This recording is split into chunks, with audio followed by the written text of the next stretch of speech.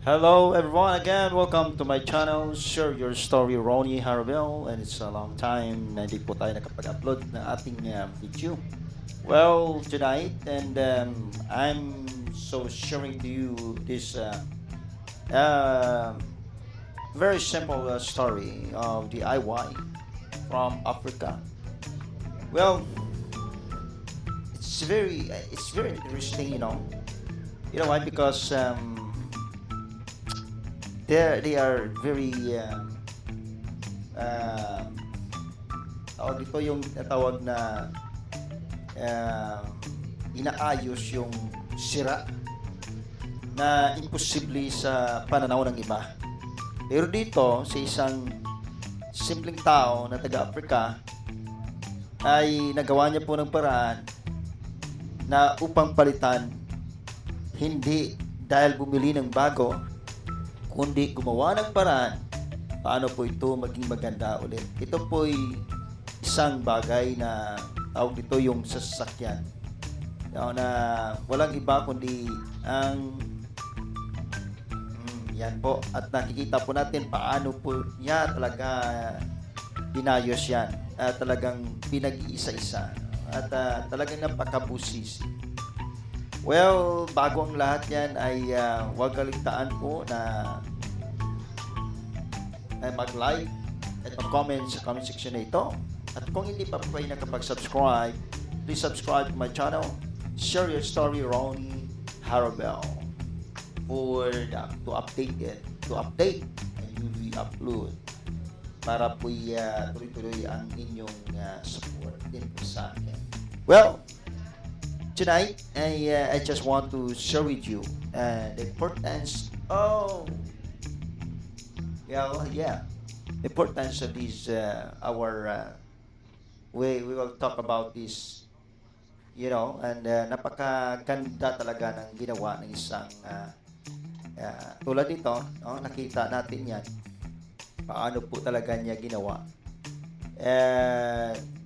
Talagang isang sa uling, sa kalan, isa pong tawag nito, hindi ko po parang siya fiberglass ng ba?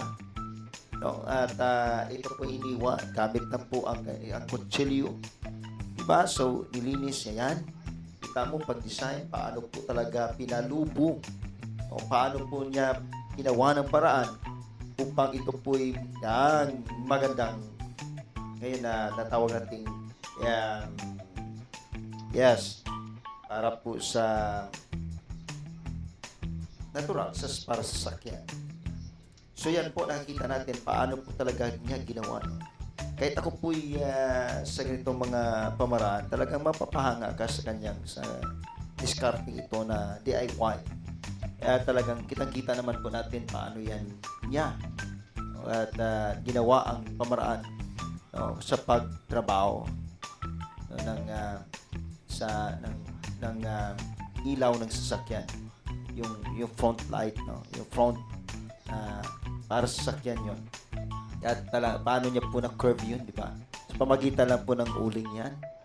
So mamaya ay ating pong panoorin ang video na paano niya po talaga ginawa ito, at talagang mapapahanga ka, di ba?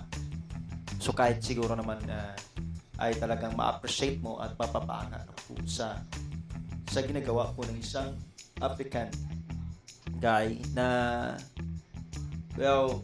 that's a very talented talaga ng mga tao na tulad nito.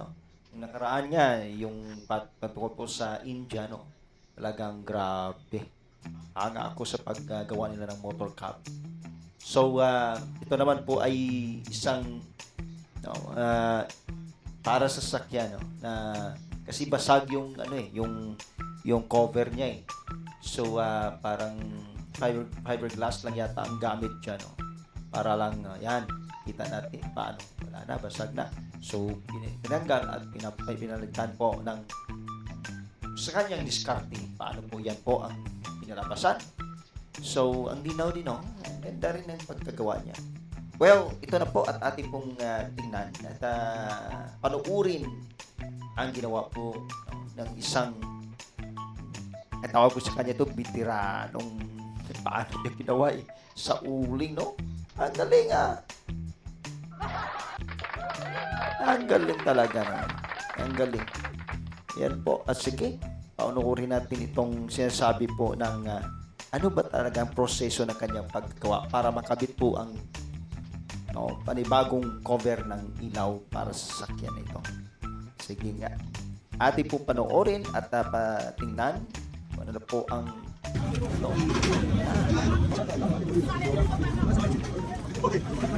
broken. Broken! Oh, grabe. Ayan. Diba? Oh, ginanon lang. Parang corpse.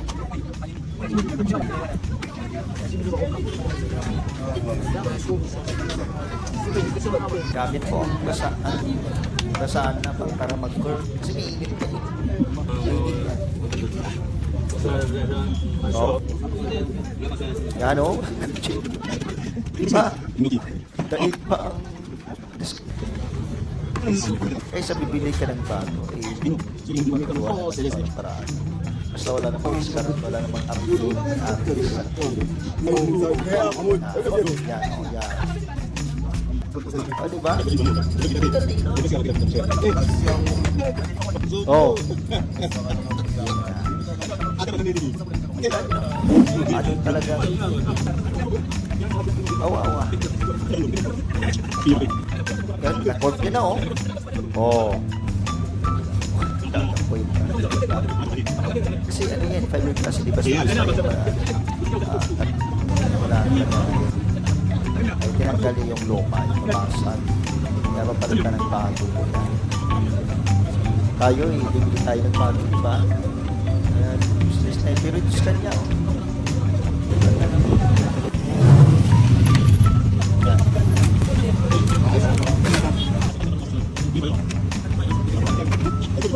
Tinggal na, yan ang luma.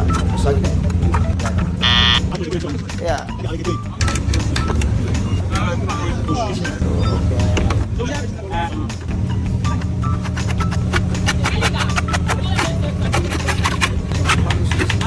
papahala ka sa pag-maniskan ng mga tao. Talaga mapapaginabangan ka talaga.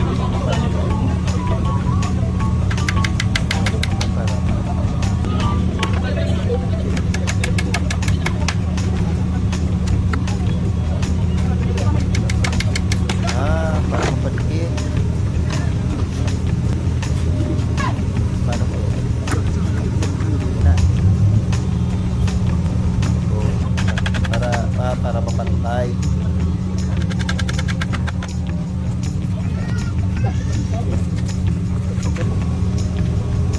Pinulitan. Para standing pala. Kailangan dyan, hindi ka pasmado. Hindi pasmado ang kamay mo. May guwitin eh. Design din, no? Design. At galing. No.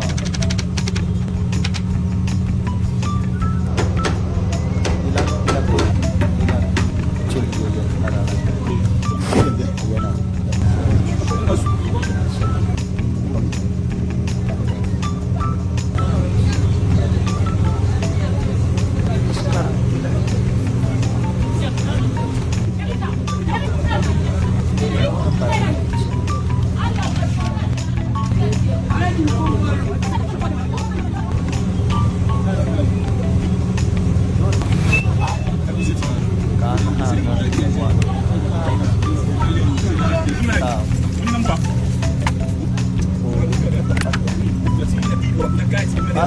Wala na po ba sa bahay?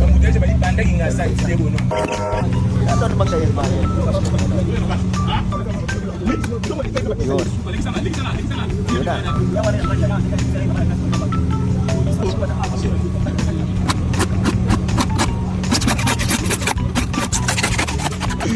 Awa.